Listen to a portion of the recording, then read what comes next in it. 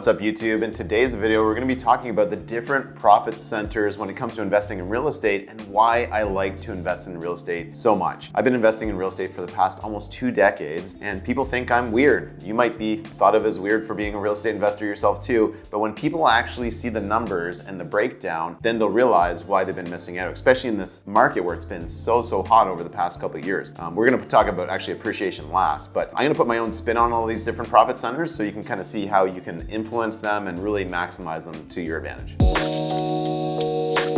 First profit center is going to be getting equity on the buy. So that means actually getting a deal, right? If you're going to buy anything, whether it's a house or a cell phone, you want to make sure you're getting a little bit of a deal on the buy. And a lot of the properties that we buy and that you're probably going to be buying too are going to be resale properties. They're not going to be like brand new builds. These are going to be properties that are going to be 10, 20, 30, 50. I've even got a lot of century homes in my portfolio as well. And when you can find something that's a little bit beat up, a little bit rougher, some people call it having a little bit of hair on it or a little bit of dirt on it, and it needs a renovation, it needs a refresh, it's a little bit tired, you can typically negotiate a deal with the owner. I don't always get deals, or I don't always negotiate the price down, just because that's only one of the levers when it comes to real estate. We're going to talk more about that in future videos. But if you can get a deal on the buy, that's called getting instant equity when you purchase that property. So let's say, for argument's sake, not that you can really buy a property for $100,000 anymore, but if the property was worth $100,000 on the market, or that's what it was listed at, and you could buy it for $85,000 or $90,000,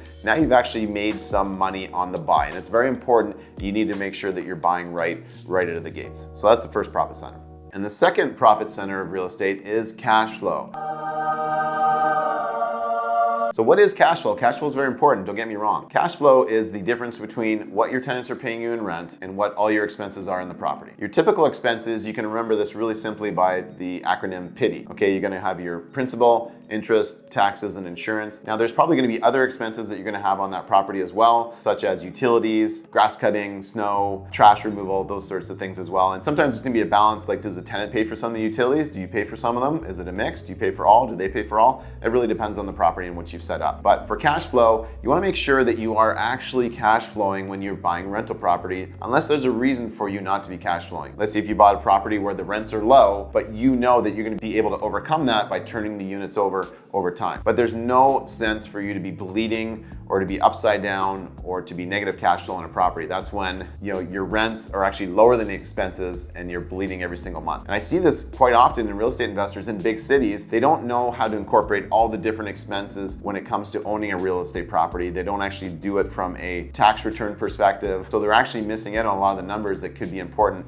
when it comes to factoring in their true cash flow. Now, if you want to actually push your cash flow up a little bit more, there's a few things that you can do. And especially in these times and age where the values of the properties are going up like crazy, and we're still trying to get these income properties, here's a couple tips for you. Number one, you could go furnish that unit. Whenever we furnish a unit, we typically get 50 to 100% more rent on that unit. You could use something like Airbnb or VBRO, or maybe just use something like Kijiji and Craigslist, or you work with relocation companies that like to place tenants into furnished units. You could also do a shorter lease for somebody, whether it's furnished or not. Some people will pay a premium if they don't have to go sign a 12-month lease. If they can be month to month, or maybe sign a 3 or a 6-month lease instead of a full 12-month lease, that's another way that you can get your rent numbers and ultimately your cash flow numbers up too. Another tip is that you could actually be offering extra services to the tenant that may not be normal to have included in your rent. You could charge a little bit extra for internet. You could charge a little bit extra for storage, parking, if they want a dishwasher installed in the unit, a ceiling fan.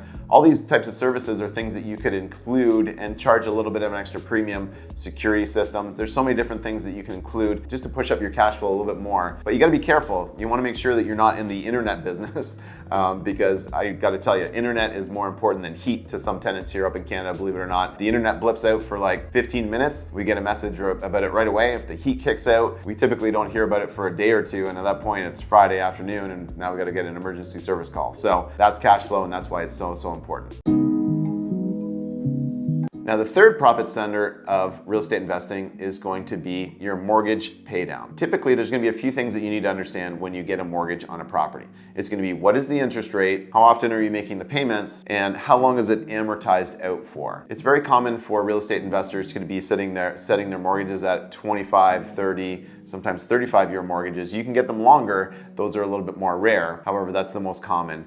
Some people even do a 15 or 20-year am. I always question that and go, okay, why are you trying to pay it off so aggressively? Because now your mortgage payments are going to be higher. Yes, you're going to pay it off sooner, but as a real estate investor up here in Canada, mortgage interest is actually one of our biggest write-off expenses when we go to do our tax return every single year. So you kind of want to find that sweet spot. And depending on your interest rate, I mean, if your interest rates were really high, like when I was a kid, my dad was ferociously trying to pay his mortgage down just because the rates were at double digits. It's a different economy now. I mean, money is almost free. Yes, the government did increase it by a little bit here over the past week. We're talking right now in March of 2022, but mortgage rates are very, very cheap. So a couple tips that will help you. You could do bi-weekly accelerated payments. That's when instead of doing 12 payments like once a month, you could actually do it every 2 weeks. So you end up doing 26 payments over the course of a year. It ends up being one extra full payment per year. It hacks away at your mortgage a little bit and it'll shave a couple years off your overall period of time that's going to take to pay off that, let's say, 25-year mortgage. Probably the biggest tip that I can give people here is when you go to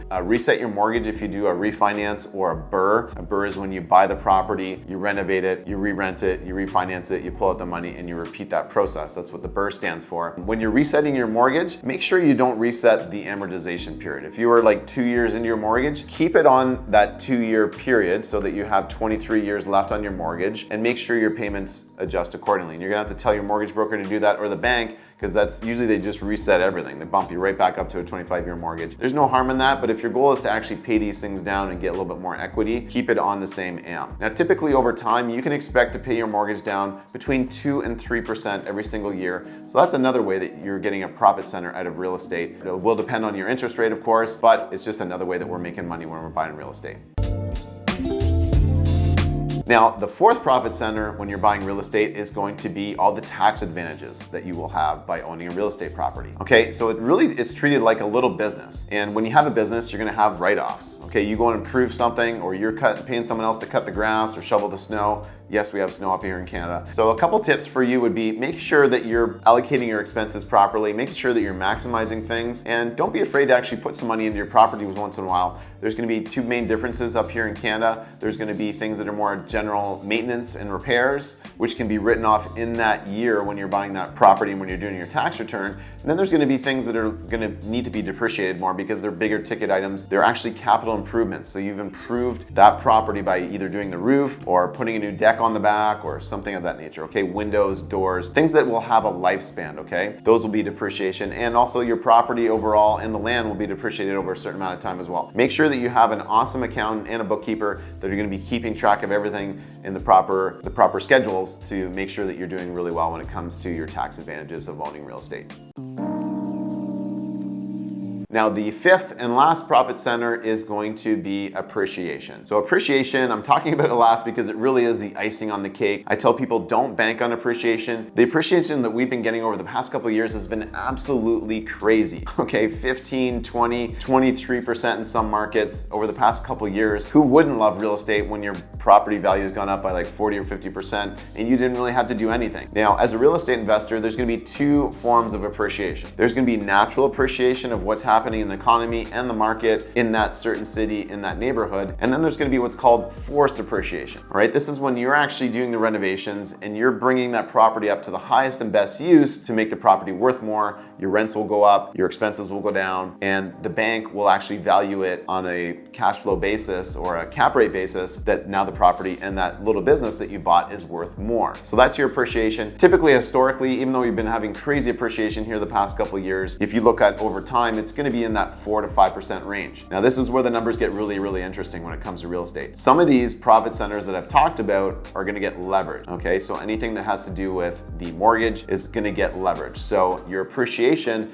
if you only had to put $1 in and you control $5 of the asset, if your $1 went up by 4%, then it's actually not just 4%, it's gonna be 4 times 5. So it's actually your net return on your money in, like your cash on cash return, just when it comes to appreciation, could be as high as 20% some years, as well as your mortgage paydown. If you have $1 in to control $5 worth of real estate and your mortgage gets paid down, that leveraged mortgage gets paid down by 3% in 1 year, it's actually 3 times 5. So that's another 15%. So 20 plus 15 plus, cash flow is usually a couple percent per year. All of a sudden we're way over 30% return. Even if we had very minimal appreciation. Let's say if your appreciation was only 2%, it's 2 times 5, that's 10. Your mortgage pay down of 3%, that's 15. You're still at 25% cash on cash return.